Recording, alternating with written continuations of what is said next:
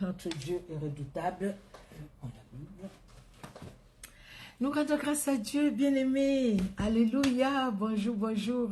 Notre Dieu est merveilleux. Voilà, nous sommes encore ensemble aujourd'hui. C'est pour la lecture de la parole de Dieu. Nous prenons juste quelques minutes pour faire la lecture biblique.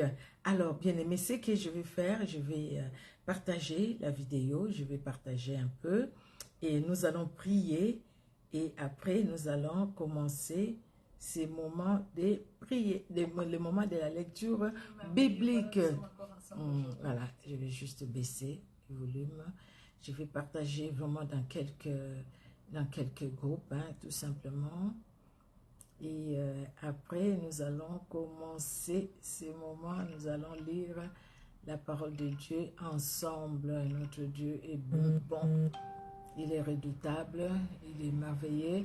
Bonsoir, bonsoir Manila Mati, que Dieu te bénisse. Je partage juste dans quelques groupes et après, nous allons faire la lecture biblique, la lecture d'aujourd'hui. Que Dieu soit glorifié. Alléluia. Que notre Dieu soit honoré. Gloire au Seigneur. Gloire à Jésus-Christ de Nazareth. Notre Dieu est merveilleux. Alléluia, alléluia. Merci, le roi des gloires. Merci, Seigneur Jésus-Christ de Nazareth. Merci, Seigneur, car tu es bon, tu es redoutable. Aucun Dieu n'est comme toi. Aucun Dieu ne peut s'égaler à toi. Le véritable Dieu, c'est toi, Seigneur. Alléluia, alléluia, alléluia. Alléluia. Merci, Seigneur Jésus. Merci le Dieu de gloire. Alléluia. Merci Seigneur Dieu souverain. Merci le Dieu qui sauve, qui affranchit. Alléluia. Merci Seigneur Jésus-Christ de Nazareth. Alléluia. Merci Seigneur. Merci mon Dieu. Alléluia. Alléluia. Merci Jésus. Notre Dieu est merveilleux. Alléluia, alléluia. Merci le roi de gloire. Merci l'incomparable. Tu es Dieu. Tu es redoutable. Alléluia. Bonsoir, maman Emilienne. Bonsoir, Bénédicte Aurore. Bonsoir. Bonsoir, mon Anabilaka. Bonsoir. Bonsoir à vous. Bonsoir, bien-aimés. Merci pour votre participation. Bonsoir. Que Dieu, dans son amour, bénisse tout un chacun. Que Dieu se révèle dans nos vies. Bonsoir. Notre Dieu est redoutable. Notre Dieu est merveilleux. Alléluia, alléluia, alléluia. Alléluia, le roi de gloire. Oui, nous sommes ensemble, je l'ai dit, c'est pour la lecture de la parole de Dieu. Que Dieu, dans son amour, soit vraiment honoré pour cette opportunité qu'il nous accorde, hein, afin qu'ensemble nous puissions lire sa parole.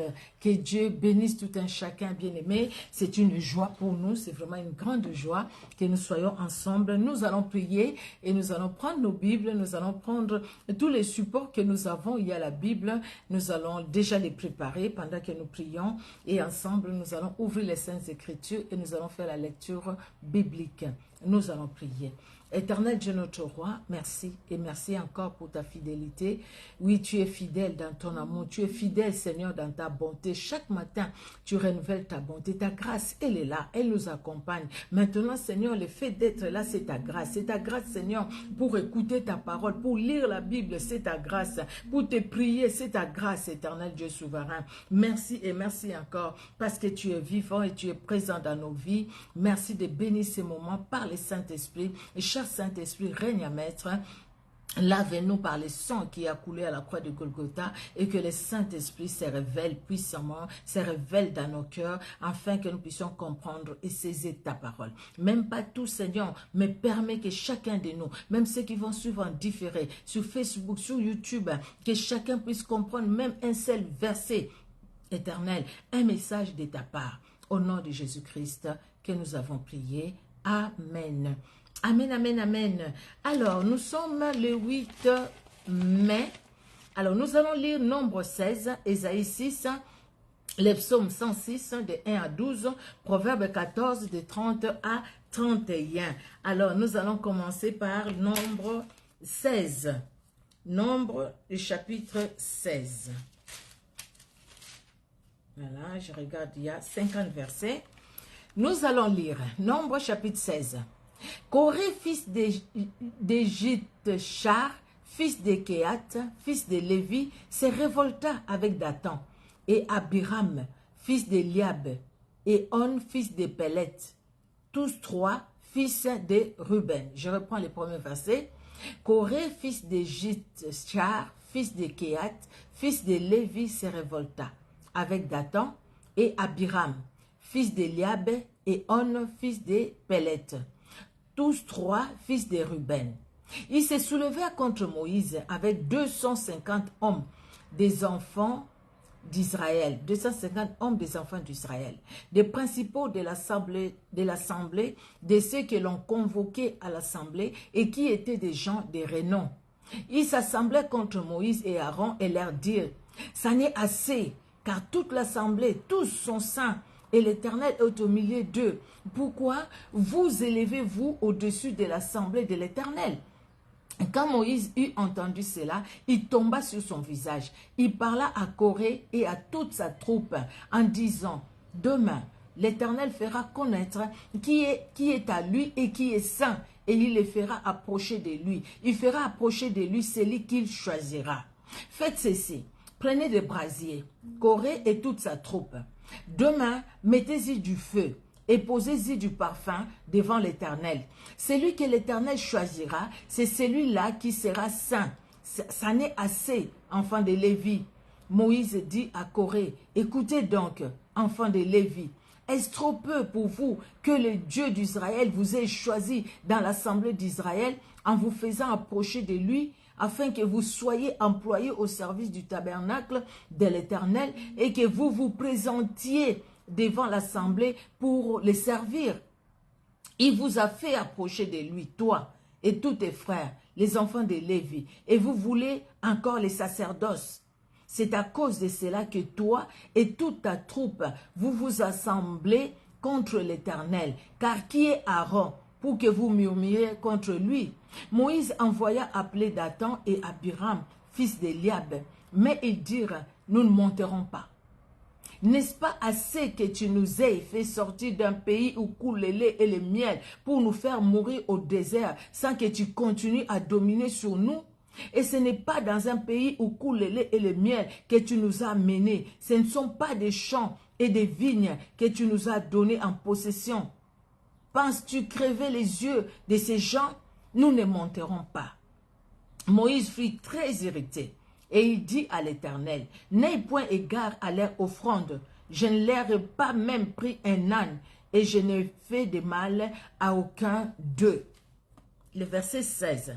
Moïse dit à Corée, toi et toute ta troupe, trouvez-vous demain devant l'Éternel, toi et eux, avec Aaron.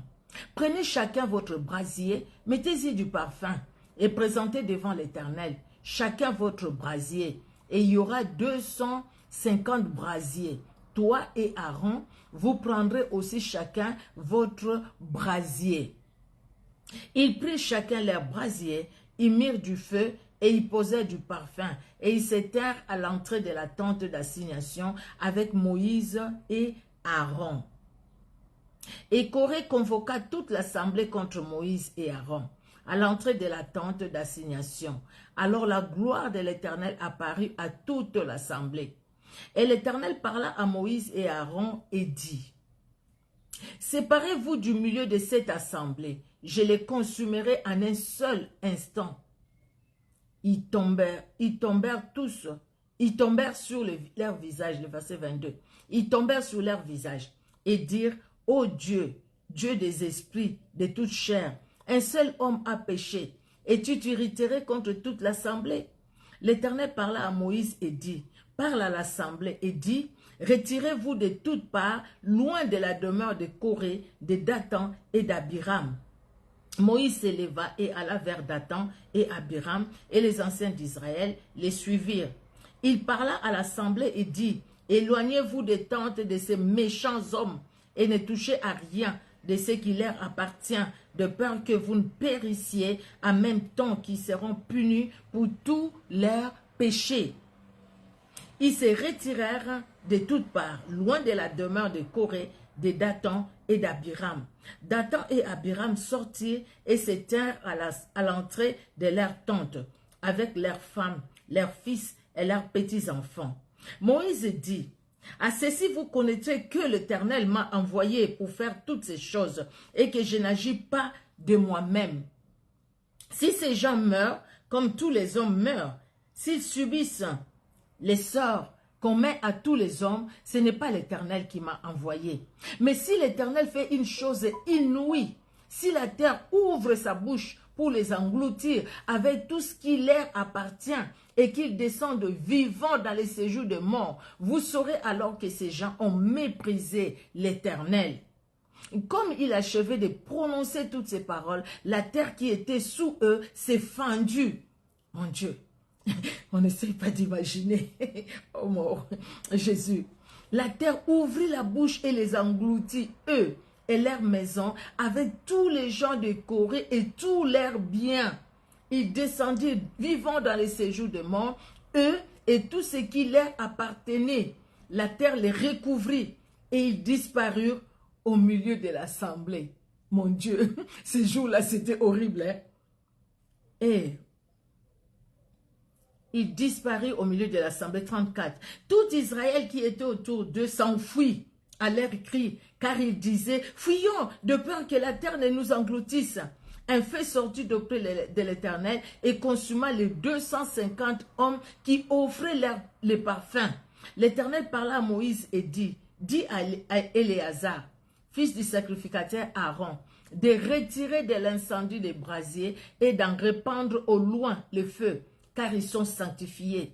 Avec les brasiers de ces gens qui ont péché au péril de leur vie, que l'on fasse des lames étendues dont on couvrira l'autel, puisqu'ils ont été présentés devant l'Éternel et qui sont sanctifiés. Ils serviront de souvenirs aux enfants d'Israël. Les sacrificateurs Éléazar prit les brasiers d'airain qu'avaient présenté les victimes de l'incendie et il en fit les lames pour couvrir l'autel. C'est un souvenir pour les enfants d'Israël, afin qu'aucun étranger à la race d'Aaron ne s'approche pour offrir du parfum devant l'Éternel et ne soit comme Corée et comme sa troupe, selon ce que l'Éternel avait déclaré par Moïse. Dès le lendemain, toute l'assemblée des enfants d'Israël murmura contre Moïse et Aaron en disant, « Vous avez fait mourir le peuple de l'Éternel. » Eh, Moïse a eu des problèmes, hein, mon Dieu. Comme l'assemblée s'est formée contre Moïse et Aaron, et comme ils tournaient les regards vers la tente d'assignation, voici la nuée la couvrit, et la gloire de l'Éternel apparut. Alléluia. Moïse et Aaron arrivèrent devant la tente d'assignation. Et l'Éternel parla à Moïse et dit, « Retirez-vous du milieu de cette assemblée, je les consumerai en un instant. » Ils tombèrent sur leur visage. Et Moïse dit à Aaron, « Prends les brasiers, mets-y du feu du-dessus l'autel, pose-y du parfum, va complètement vers l'assemblée et fais pour eux l'expiation, car la colère de l'Éternel a éclaté, la plaie a commencé. » Aaron prit les brasiers, comme Moïse avait dit, et courut au milieu de l'assemblée, et voici la plaie avait commencé parmi les peuples. Il offrit les parfums et il fit l'expiation pour les peuples. Il se plaça entre les morts et les vivants, et la plaie fut arrêtée. Il y eut 14 700 personnes qui moururent de cette plaie, outre ceux qui étaient morts à cause des Corée.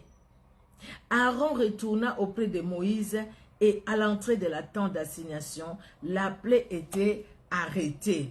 Mon Dieu, on ne se moque pas de Dieu. Vous voyez cette histoire. C'est une histoire triste et c'est une histoire qui fait vraiment peur, n'est-ce pas? C'est une histoire qui fait peur, cette histoire. La révolte de Corée, Dathan et Abiram. Les trois qui se sont opposés contre Moïse. Ils croyaient s'opposer contre Moïse, mais c'était contre l'Éternel lui-même. Pourquoi? Parce que Moïse ne faisait que obéir à l'ordre de l'Éternel. Quand ils disent que tu nous as amenés, même pas dans un pays où coule le miel, voilà, nous souffrons. Donc, c'est quelque part, c'est faire Dieu menteur, en fait. Dire, écoutez, ce que tu nous as dit là, c'est les mensonges, c'est pas ce que nous sommes en train de vivre ici où nous sommes. Et pourtant, c'était la vérité. Et Dieu était en colère. Vous voyez ça? Les gens sont là avec leurs femmes, leurs enfants, tous leurs biens. Et la terre s'ouvre. Les gens sont engloutis et la terre se referme. C'est comme s'il n'y avait rien. Parce que Dieu est le créateur. Il est capable de tout. Vous voyez, hein, la terre s'ouvre, il engloutit les gens et la terre se remet à sa place. C'était terrible ces jours-là. C'était terrible. Et les enfants d'Israël, c'est vrai, c'était un peuple un peu compliqué. C'est comme nous aussi aujourd'hui. Nous croyons, après nous doutons et tout et tout. Vraiment, appuyons-nous sur ce que Dieu fait. Regardez, s'il peut demander à la terre de s'ouvrir, d'engloutir et de se refermer, qu'est-ce qu'il n'est pas capable de faire? Qu'est-ce qu'il n'est pas capable de dire? Sa parole n'est pas comment capable d'agir. Donc Dieu est capable d'ouvrir même l'utérus, d'ouvrir la matrice, d'ouvrir les trompes qui ont été bloquées et les refermer, faire l'opération et agir. Il est capable de tout sauf de rien. Ce que Dieu ne peut pas faire, c'est les péchés, parce que les péchés ne s'approchent même pas de lui. Mais la puissance, il la révèle. Cette histoire, chaque fois, nombre 16, retenez bien nombre 16, l'histoire d'Abiram, de Corée et de Dathan. C'est une histoire vraiment triste et qui nous fait réfléchir. En même temps, nous qui sommes serviteurs et servants de l'Éternel, aujourd'hui les gens nous font du mal. Des fois, ils continuent à nous faire du mal. Le problème, ce n'est pas Dieu qui n'agit pas. Le problème, c'est nous. Quelle est notre relation avec le Seigneur? Si vraiment nous laissons Dieu agir, Dieu va agir, il va intervenir. Regardez pour Moïse. Dieu intervenait parce que chaque fois que nous avions lu depuis le commencement, la Bible nous dit toujours, excusez-moi, je voulais parler en lingala, la Bible nous dit toujours que Moïse exécuta l'ordre de l'Éternel. Il fit tel que Dieu lui avait montré, tel que Dieu lui avait ordonné. Parce qu'il obéissait à Dieu, Dieu s'est occupé de Moïse. Dieu s'est occupé de Moïse, Dieu s'est occupé de tout ce qui était à lui. Dieu s'en est occupé parce qu'il est Dieu. Amen, amen. Nous poursuivons, bien-aimés, la lecture. Nous allons dans Ésaïe au chapitre 6.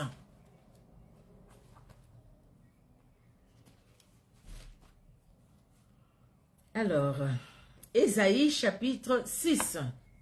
Nous lisons au nom de Jésus-Christ de Nazareth. Je vais essayer d'allumer un peu. Si je ne vois pas bien. Voilà. L'année, pardon, excusez-moi, l'année de la mort du roi Osias, j'ai vu le Seigneur assis sur un trône très élevé, et les pans de sa robe remplissaient les temples. Des séraphins se tenaient au-dessus de lui. Ils avaient chacun 6 ailes, 2 dont ils se couvraient la face, 2 dont ils se couvraient les pieds, et 2 dont ils se servaient pour voler. Ils criaient l'un à l'autre et disaient « Saint, Saint, Saint est l'Éternel des armées. Toute la terre est remplie de sa gloire. Alléluia. » Les portes furent ébranlées dans leurs fondements par la voix qui retentissait et la maison s'est remplie de fumée. Alors j'ai dit, malheur à moi, je suis perdu, car je suis un homme dont les lèvres sont impures. J'habite au milieu d'un peuple dont les lèvres sont impures, et mes yeux ont vu les rois, l'Éternel des armées, les rois avec un R majuscule. Mais l'un des séraphins vola vers moi, tenant à la main une pierre ardente qu'il avait prise sur l'autel avec des pincettes. Il en toucha ma bouche et dit, « Ceci a touché tes lèvres, ton iniquité est enlevée et ton péché est expié. » J'entendis la voix du Seigneur disant, « Qui enverrai-je et qui marchera pour nous ?» J'ai répondu, « Mais voici, envoie-moi. » Il dit alors, « Va. » Et dit à ces peuples, vous entendrez et vous ne comprendrez point. Vous verrez et vous ne saisirez point. Rends insensible les cœurs de ces peuples. Endurcis ses oreilles et bouche-lui les yeux pour qu'il ne voie point de ses yeux, n'entende point de ses oreilles. ne comprennent point de son cœur, ne se convertissent point et ne soient point guéris. J'ai dit, jusqu'à quand, Seigneur? Et il répondit, jusqu'à ce que les villes soient dévastées et privées d'habitants, jusqu'à ce qu'il n'y ait personne dans les maisons et que les pays soient ravagés par la solitude, jusqu'à ce que l'Éternel ait éloigné les hommes et que les pays deviennent un immense désert. Et s'il reste encore un dixième des habitants, ils seront à leur tour anéantis. Mais comme les térébintes et les chênes conservent leur tronc, quand ils sont abattus, une sainte postérité renaîtra de ces peuples. Quel Dieu merveilleux! Il y a toujours un reste. Un reste, Dieu se révèle. Toujours un reste. Toujours. Dieu est bon, il est vraiment bon, il est merveilleux. Même les gens qui ont murmuré dans les déserts, Dieu a laissé un reste, toujours un reste. Nous allons aller dans les psaumes bien-aimés, dans les psaumes 106, nous sommes au psaume 106, du premier verset au 12e verset.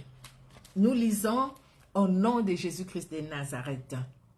Louez l'Éternel, car il est bon, car sa miséricorde durera toujours. Qui dira les hauts faits de l'Éternel, qui publiera toute sa louange? Heureux ceux qui observent la loi, qui pratiquent la justice en tout temps. Éternel, souviens-toi de moi dans ta bienveillance pour ton peuple. Souviens-toi de moi en lui accordant ton secours, afin que je voie les bonheurs de tes élus, que je me réjouisse de la joie de ton peuple et que je me glorifie avec ton héritage. Nous avons péché comme nos pères, nous avons commis l'iniquité, nous avons fait le mal. Nos pères en Égypte ne furent pas attentifs à tes miracles. Ils ne se rappelèrent pas la multitude de tes grâces. Ils furent rebelles près de la mer Rouge. Mais il les sauva à cause de son nom, pour manifester sa puissance. Il menaça la mer Rouge et elle se dessécha et les fit marcher à travers les abîmes comme dans un désert. Il les sauva de la main de celui qui les haïssait. Il les délivra de la main de l'ennemi. Les eaux couvrirent leurs adversaires. Il n'en resta pas un seul. Et ils crurent à ses paroles. Ils chantèrent ses louanges. Alléluia. Alléluia, louons l'Éternel, car il est bon. Il est bon et sa miséricorde de Dieu a toujours. Ses bontés, il les renouvelle. Bien-aimés, nous sommes du bon côté. Nous sommes du côté de la vie. Nous sommes du côté de la joie. Nous sommes du côté de l'éternité dans la joie. Nous sommes du bon côté.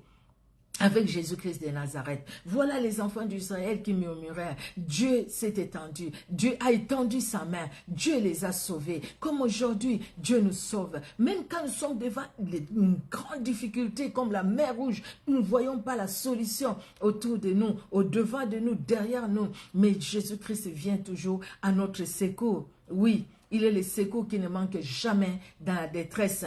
Et Job avait raison de dire, je sais que mon Rédempteur est vivant et il interviendra, les derniers, il interviendra. Quand tout sera fermé, quand il n'y aura aucune solution à gauche, à droite, l'Éternel interviendra. Alléluia, je ne connais pas ta situation, mais saisis cette parole. L'Éternel interviendra, quel que soit. Même si tu penses que c'est vraiment fini, la réponse tu dois l'avoir aujourd'hui. Jusqu'avant minuit, le Seigneur peut agir. Alléluia, parce qu'il est Dieu et il est bon. Alléluia, gloire au Seigneur. Nous allons finir, voilà, c'est pas long. Nous allons finir dans Proverbe, Proverbe 14.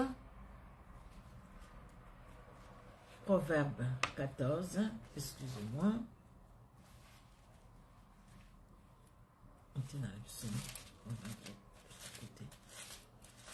Pardon, Proverbe 14, voilà. Proverbe 14, nous allons lire de 30 à 31. 30 à 31, 14.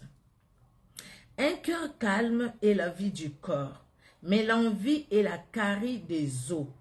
Opprimer les pauvres, c'est outrager celui qui l'a fait. Mais avoir pitié de l'indigent, c'est l'honorer. Quand nous faisons du bien à quelqu'un, nous connaissons cette parole qui nous dit, Jésus-Christ qui va dire, j'étais en prison, viens, entre dans le repos de ton maître, parce que j'étais en prison, tu es venu me voir, j'ai manqué à manger, tu m'as donné à manger. Et les gens diront, mais Seigneur, quand est-ce que je t'ai vu affamé, je t'ai donné à manger? Quand est-ce que je t'ai vu nu, je t'ai donné à te vêtir? Quand est-ce que? Et aux autres aussi, il dira pareil, éloignez-vous de moi, j'avais faim, vous ne m'avez pas donné à boire et tout ça. Et les autres diront aussi, mais quand est-ce que nous t'avons vu affamé? Quand est-ce que? Bien aimé, les biens que nous faisons aux personnes que nous voyons, ces biens-là, quelque part, nous les faisons à Dieu. Et les faisons-les aussi pour la gloire de Dieu. Ceux qui font, et puis après, c'est le tapage partout, là, vous les faites pour votre propre gloire. Mais si nous les faisons pour la gloire de Dieu, Dieu est honoré. Vous voyez? Opprimer les pauvres, c'est outrager celui qui l'a fait. C'est lui qui a fait ces pauvres-là. Or, tous, riches, pauvres, c'est Dieu qui nous a fait. Vous voyez, vous opprimez les pauvres, c'est-à-dire vous outragez la personne qui a fait ces pauvres-là. Et Dieu, il y aura toujours des comptes à rendre. Mais celui qui a pitié de l'indigent, il honore Dieu. Je ne vais pas vous dire, écoutez, vous allez passer partout, vous allez passer les gens qui demandent l'argent, il faut commencer à distribuer l'argent. Et puis toi-même, tu vas manquer du pain. Non, tu as la conviction de les faire, fais-les. Quelqu'un qui est vraiment dans les besoins, tu trouves que tu veux l'aider, fais-les. Et le Seigneur sera honoré. Ne faisons pas pour que les gens nous voient. Ne les faisons pas parce que c'est les superflus. Mais faisons-les parce que nous voulons les faire pour la gloire de Jésus-Christ. Que Dieu bénisse sa parole. Bien-aimés dans le Seigneur, nous sommes à la fin de la lecture d'aujourd'hui. Et on se donne rendez-vous demain pour la prochaine lecture, pour la lecture de demain. Pour la lecture biblique de demain. Soyons fidèles, la parole de Dieu, la parole de Dieu, la parole de Dieu, la parole de Dieu.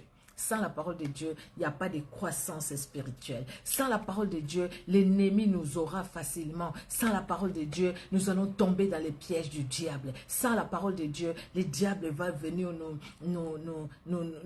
comment dire, il va venir nous dominer. Parce que c'est la parole de Dieu qui doit dominer et la parole de Dieu, c'est Jésus-Christ lui-même. Amen, amen. Nous allons prier et nous allons finir ce moment. Que Dieu vous bénisse vraiment abondamment. Merci Seigneur Jésus-Christ pour ces temps que tu nous as donné pour ta parole. Nous te prions Seigneur de bénir ces moments vraiment dans ton amour. Merci Seigneur pour ce moment éternel. Merci pour ta parole. Merci grand roi parce que ta puissance tu nous la montres au travers de ta parole. Bénis ma soeur qui est là présent. Bénis Seigneur Dieu de gloire. C'est lui qui va suivre cette vidéo en différé sur Facebook et sur YouTube. Laisse que l'honneur et la gloire montent à toi, les puissants de Jacob. Dans le nom puissant de Jésus-Christ que nous avons prié. Amen. Amen, amen. Soyez richement bénis. On se donne rendez-vous demain par la grâce de Dieu. Soyez bénis. Au revoir.